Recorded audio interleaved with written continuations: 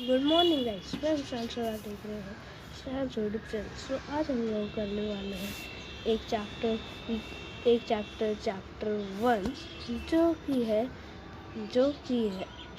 जो है on equality. तो इस चैप्टर में हमने पढ़ा था कि हमने अभी तक पढ़ लिया था ओम प्रकाश वाल्मीकि की स्टोरी और अंसाइज की स्टोरी और डिग्निटीज के बारे में। तो चलो अब हम आगे चलते हैं। तो इस चैप्टर में हम पढ़ेंगे कि क्या पढ़ेंगे। अब हम पढ़ेंगे डिग्निटी कि डिग्निटी क्या होता है, व्हाट इज डिग्निटी। ठीक है तो फिर डिग्निटी तो क्या होता है डिग्निटी। आप चलो आप ये कमेंट में बता दो। ठीक है, चलो मैं बताता हूँ। You have understood by the what the caste we are born into, the religion we practice, the class background we come from, whatever we are, male or female. These are often the things that determine why some people are treated unequally. Om Prakash Valmiki and Jansaris are being treated unequally on the basis of difference of caste and religion. ठीक है, तो ये कह रहा है इस पूरे में ये कह रहा है कि इसमें पूरे में कह रहा है कि अब हमने समझ लिया है कि क्यों लोग अनइक्वल ट्रीट करते हैं। क्यों करते हैं? क्योंकि कुछ की कास्ट अलग होती है, कुछ मेल होते हैं, कुछ फीमेल होते हैं, इसलिए करते हैं। और वो किसी के सरनेम और उन सब के चक्कर में ये सब होता है। ये सब इसमें शुरुआत हुई थी कास्ट की जब वो हुआ था मुगल से शुरू करा था राजपूत का सिस्टम, जिससे कि सब इसमें आने लगे थे। आप ये वो ट्राइबल वाले चैप्टर में पढ़ोगे तो फिर अभी वो ज़्यादा सोचो मत क्या होता है। ये ट्राइबल वाला चैप्टर भी मैं करवाऊँगा जब जरूरत पड़ेगी। ठीक है, तो फिर अब हम आगे चलते हैं। ठीक है, तो फिर आगे है The Ansais were violated because of the way in which they were treated by picking on him. एक मिनट, हाँ ठीक है।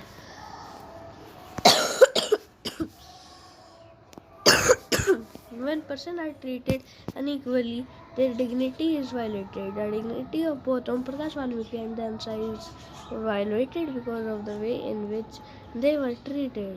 By picking on him and making him sweep in the school because of his caste, Om Prakash Valmiki's schoolmate and teacher hurt his dignity badly, made him feel as he was less than equal all other student being. A child, Om Prakash Valmiki could do very little about the situation that he was in. It was his father who, on seeing his son sweep, felt angry by the unequal treatment and confronted the teacher. तो ये कह रहा है कि dignity होती है किसी की सेल्फ रिस्पेक्ट। तो फिर ये कह रहा है कि जो अंसारी थे और जो ओम प्रकाश वाल्मीकि था, उन दोनों की ही डिग्निटी जो थी वो हर्ट हुई थी। क्यों? तो फिर वो जो ओम प्रकाश वाल्मीकि थे उनको पूरा एक जो स्कूल है वो पूरा स्कूल उनको पूरे स्कूल की जितने भी वो उनकी पूरी विंडो दरवाजे वो सब साफ़ करने थे। लेकिन वो जब उनके पापा आए और उन्होंने को देख लिया साफ़ करते हुए कि तो फिर वो उनको उधर से ले गए। ठीक है, तो इसमें जो ओम प्रकाश वाल्मीकि थे उनकी जो डिग्निटी थी वो हर्ट हो गई। दूसरे एग्जाम्पल इन्होंने दिया था अंसारीज का।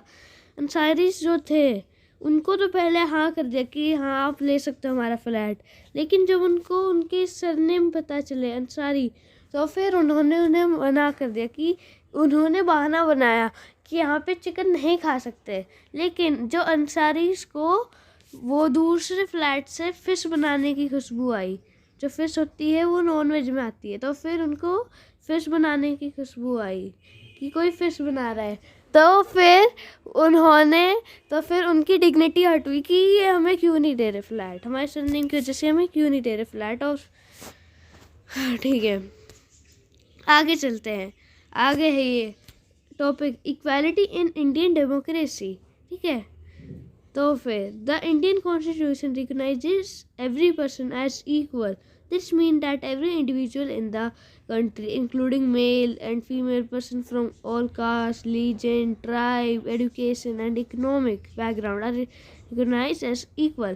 तो इसमें ये कह रहा है कि जितने भी लोग हैं, चाहे जितने भी कि वो किसी भी बेसिस पे, वो मेल हो या फीमेल हो, वो कहीं किसी भी कास्ट से हो, किसी भी रिलीजन से हो, किसी भी ट्राइब से हो, उनके पास कितनी भी एजुकेशन हो, कि इकोनॉमिक बैकग्राउंड के कुछ भी हो, वो सब इक्वल है, एक समान है, ठीक है। तो फिर आगे, this is not to say that inequality ceases to exist. It doesn't, but at least in democratic India, the principle of the equality of all persons is recognized. While earlier, no law existed to protect people from discrimination and ill treatment. Now there are several that work to see the people treated with dignity and as equals. ये कह रहा है कि जो पहले थे, उधर पहले लोगों को इतना वो नहीं होता था कि सबको इक्वल ट्रीट कर रहे हैं या नहीं, कहीं पे डिस्क्रिमिनेशन नहीं हो रहा, कहीं पे कुछ वो नहीं हो रहा, ऐसा कुछ नहीं था। लेकिन अब जो गवर्नमेंट है, उन्होंने ऐसे लॉ बना दिए हैं जो कि वो दिखाता है, जो कि कहता है कि सब लोग इक्वल है, और ऐसे बहुत सारे लॉ हैं पीपल को डिस्क्रिमिनेशन से प्रोटेक्ट करने के लिए।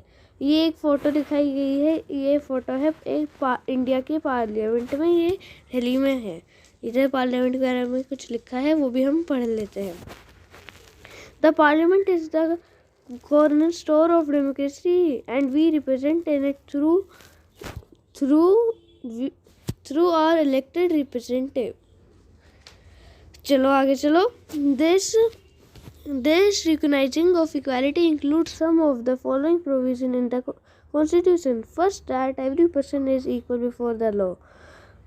ठीक है, तो ये कह रहे हैं कि जो इक्वालिटी के रूल्स हैं, उनमें है कि जो जितने भी लोग हैं वो इक्वल है लॉ के सामने, कि कोई बड़ा नहीं है, कोई छोटा नहीं है, वैसे वो लॉ के सामने सब इक्वल है, ठीक है। What this mean that is that every person from the president of the country to Kanta, a domestic worker, has to obey the same laws. हाँ, ये कह रहा है। हाँ, तो इसने पूछा है कि जो कांता थी, वो डोमेस्टिक वर्कर थी, उसको, और जो इंडिया का प्रेसिडेंट है, उसको सेम लॉ फॉलो करने पड़ते हैं। जो लॉ हैं वो सेम फॉलो करने पड़ते हैं कांता और प्रेसिडेंट और कांता को। तो फिर हाँ, इंडिया की डेमोक्रेसी जो है वो यही कहती है कि जो प्रेसिडेंट है और जो कांता है वो एक ही लॉ फॉलो करेंगे, ठीक है। Second, no person can be discriminated against on the basis of the religion, race, caste, place of birth, or whatever they are, female or male.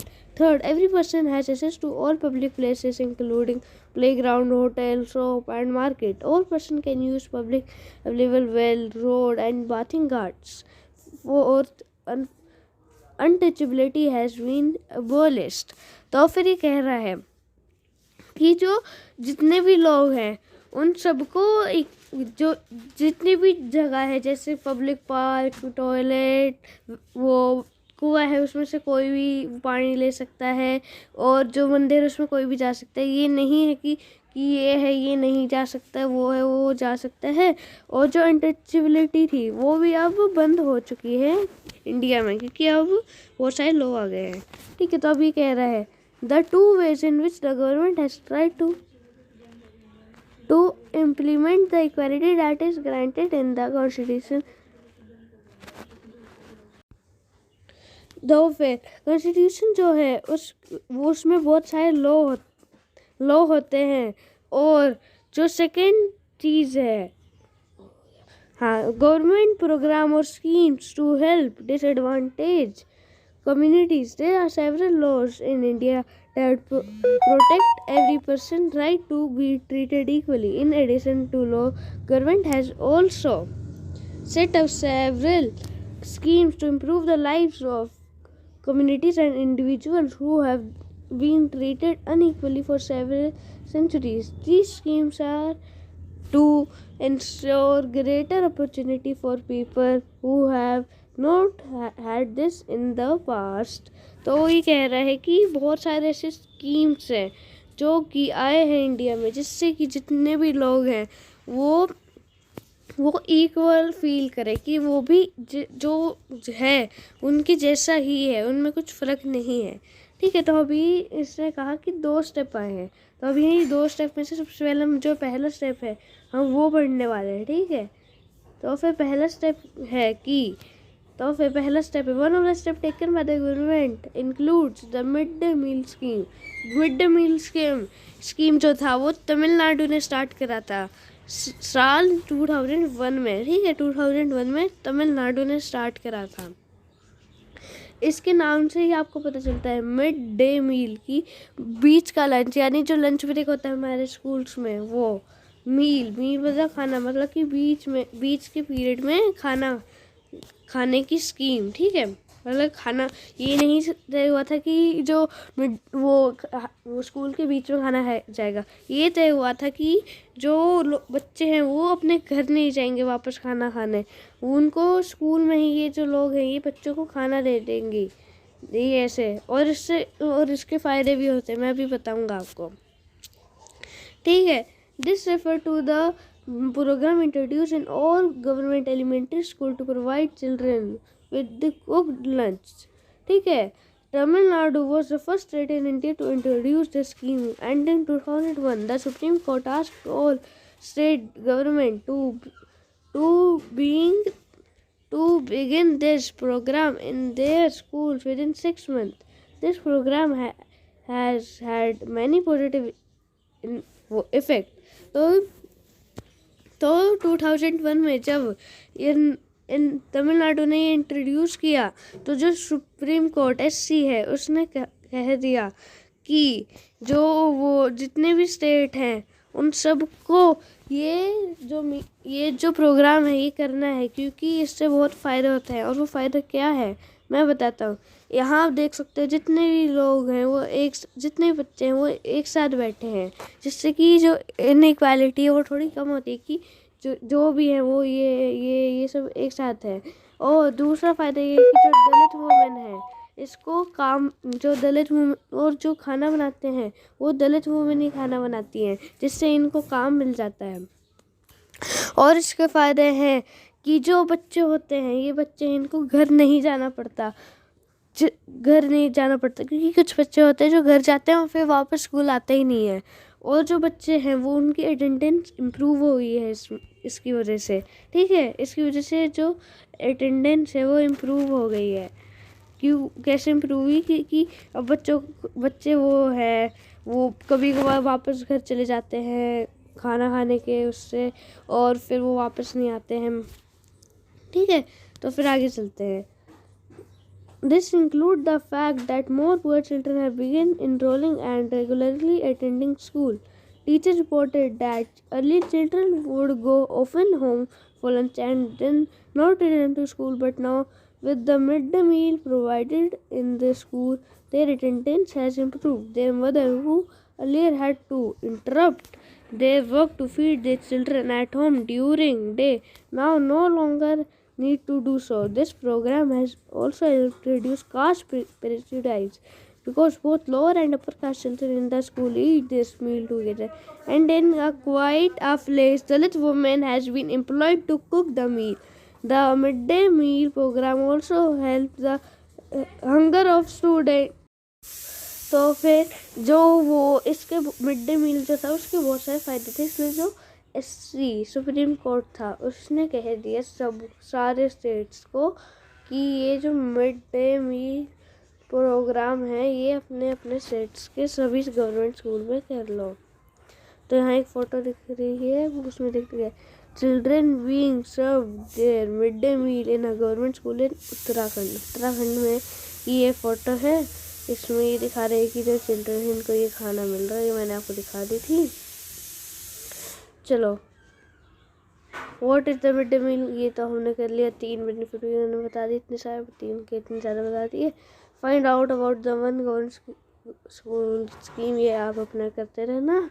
उसके बाद while government program play an important role in increasing quality equality of opportunity, there is much that still need to be done. While the midday meal program has helped increase the enrollment and attendance of poor children in school, there continues to be big difference in our country between school that rich attend and those the poor attend. Even today there are several schools in our country in which Dalit children like Om Prakash Valmiki are discriminated against and treated unequally. These children are forced into unequal situation in which their dignity is not respected. ठीक है, तो ये कह रहा है कि हमने ये तो बात कर ली कि मिड डे मील की, तो हमने बात कर ली कि मिड डे मील प्रोग्राम की हमने बात कर ली, लेकिन अभी भी बहुत सारे अभी भी फ़र्क है कि जो स्कूल रिच है वो अटेंड करते हैं और जो स्कूल पुअर अटेंड करते हैं, उसमें भी अभी भी फ़र्क है। और जो दलित चिल्ड्रन जैसे ओम प्रकाश वाल्मीकि थे, जैसे उनके साथ डिस्क्रिमिनेशन हुआ था, वैसे ही आज भी होता है कुछ कुछ गवर्नमेंट स्कूलों में। ठीक है, तो क्यों होता है ये डिस्क्रिमिनेशन जो है वो क्यों होता है? This is because people refuse to think of them as equal even though the law require it. जो पीपल है वो मना करते हैं कि नहीं, हम इनको इक्वल नहीं माने, लॉ कहता है, लेकिन जब भी वो ऐसा नहीं करते हैं। ठीक है, चलो आगे। One of the main reasons for this is that attitude change very slowly. Even though persons are aware that discrimination are against the law, they continue to treat people unequally on the basis of their caste, region, disability, economic status, and because they are women. It is only when people begin to believe that no one is inferior, and that every person deserves to be treated with dignity, that present attitude can change. Establishing equality in a democratic society is a continuous struggle in which one individual as well as the communities in India contribute to, and you will read this about in this book. तो ये कह रहा है कि अब भी जो लोग हैं वो कोशिश करते हैं कि जो अनइक्वालिटी है वो ना हो, लेकिन अब जो इस इधर लिखा था कि जो इनके एटीट्यूड्स होते हैं ये बहुत ही धीरे धीरे चेंज होते हैं। ठीक है, बहुत धीरे धीरे। ठीक है, तो अभी है आगे है issues of equality in other democracies. की अदर डेमोक्रेसीज मतलब इंडिया की डेमोक्रेसी की बात कर ली, लेकिन अब हम और भी जैसे यूएसए है, कनाडा है, रसिया है, इन सब के बारे में भी बात करेंगे। Issues of equality in other democracies. You are probably wondering whether India is the only democratic country in which there is inequality and where the struggle for equality continues to exist. कि कह रहे कि हम लोग हो सकता है हम लोग कुछ लोग सोच रहे हों कि सिर्फ इंडिया ही ऐसा कंट्री है जहाँ पे इक्वालिटी होता है और लोग स्ट्रगल कर रहे हैं उसके लिए। तो फिर ये कहता है the truth is that in many democratic countries around the world the issue of equalities continue to be the key issue around which community struggle. तो ये कह रहे कि जो सच है वो ये है कि जितने भी कि बहुत सारी डेमोक्रेटिक कंट्रीज आज भी ऐसी है जहाँ पे वो इनइक्वालिटी होती है। और लोग पढ़ रहे थे कि जो वो है जो अदर कंट्रीज़ हैं उधर भी ये होता है कि जैसे यूनाइटेड स्टेट्स अमेरिका लिख रखा है, इधर भी वो होता है, वो लोग जो है वो स्ट्रगल करते हैं अपनी इक्वालिटी के लिए। ठीक है, तो फिर कह रहे हैं so for example is the United States of America the African American whose ancestors were the slaves who were brought from Africa continue to describe their life today as largely unequal. तो ये कह रहे हैं कि जो USA United States of America जैसे इतनी बड़ी कंट्री है, इतनी डेवलप्ड है सिटी है, वो उधर भी जो पहले स्लेव्स आए थे अफ्रीका से लाए गए थे अफ्रीकन अमेरिकन स्लेव्स, वो भी आज अनइक्वल ट्रीट होते हैं। This despite the fact that there was a movement in the late 1950s to push for equal right for African Americans. तो ये कह रहे हैं कि पहले के अब उनके साथ इक्वालिटी हुई तो अब वो भी प्रोटेस्ट करेंगे ना। तो लेट 1950s में एक वो प्रोटेस्ट हुआ इक्वल राइट्स के लिए. Prior this, the African American were treated extremely unequally in the United States and denied equality through law. For example, when traveling by bus, they either had to sit at the back कि पीछे बैठो. ठीक है. Either they have to sit at the back or to sit at the back of the bus or get up from the seat whenever a white person wish to sit. कि आज भी जो the African American है, अगर वो बस में travel करते हैं तो अगर कोई अमेरिकन आ जाता है तो उनको या तो पीछे जाके बैठना पड़ता है या उनको उधर ही खड़ा रहना पड़ता है. ठीक है. तो अभी हम रोज़ा पार्क्स की जो स्टोरी है वो पढ़ने वाले हैं. रोज़ा पार्क वो जो अफ्रीकन अमेरिकन वूमेन कि वो रोज़ा पार्क जो थी वो एक अफ्रीकन अमेरिकन वूमेन थी. Tired from a long day at work, she refused to give up her seat on a bus to a white man on 1 December 1959. कि जो 1 दिसंबर 1955 था उस दिन वो थक गई थी वो, तो उसने अपनी सीट जो है वो देने से मना कर दिया अफ्रीकन अमेरिकन को. ठीक है. Her refusal that day started a huge accusation against the unequal ways in which African American were treated and which came to be known as civil rights movement. ये आ सकता है पेपर में. तो फिर ये कह रहे हैं कि जो वो था कह रहा था कि जो 1 दिसंबर 1955 को जो रोज़ा पार्क थी वो बस में ट्रैवल कर रही थी. ये देखो यहाँ बस में है. ये बस पूरी खाली थी लेकिन ये जो अमेरिकन था इसने इसको कहा कि वो तुम यहाँ से खड़े हो, ये आगे की सीट है, इधर मैं बैठूंगा, तुम दूसरी सीट पे जाओ, पीछे जाके बैठो. लेकिन उसने मना कर दिया कि नहीं मैं नहीं. तो फिर इसको इधर बैठना पड़ा. तो फिर जब से ये मूवमेंट स्टार्ट हुआ इस मूवमेंट का नाम है civil rights movement. The civil right act of 1964 prohibited discrimination on the basis of race, religion और national origin. कि जब वो स्टार्ट हुआ तो फिर रेस, रिलीजन और नेशनल ओरिजिन जो था उसके बीच में डिस्क्रिमिनेशन ख़त्म होना शुरू हो गया. It also stated that all schools would be open to African American children and that they would no longer have to attend separate school especially set up for them.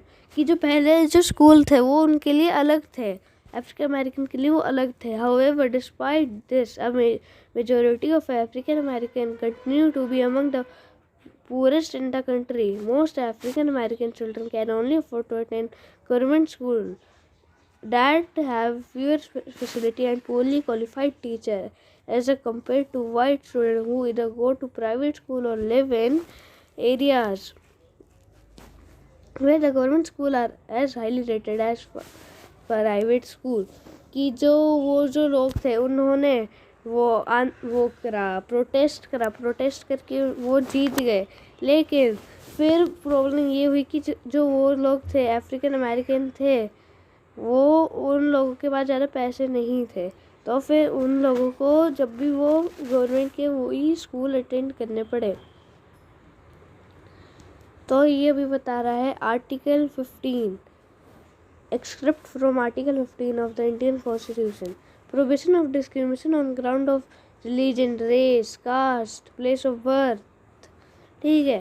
तो ये कह रहा है the state shall not discriminate against any citizen on ground only on religion, race, caste, sex, place or birth or any of them. कि जो article 15 है constitution का वो कहता है कि जो स्टेट है उसको किसी के भी रिलीजन, रेस और इन सब पे वो नहीं करना चाहिए, उन सब पे वो डिस्क्रिमिनेट नहीं करना चाहिए, अलाउड नहीं है. No citizen shall on ground only on religion, race, caste, sex, place of the birth or any of them be subject to any disability, liability, restriction or condition with regard to a access to shop, public restaurant, hotel and place of public entertainment, or the use of well, tank, bathing arts,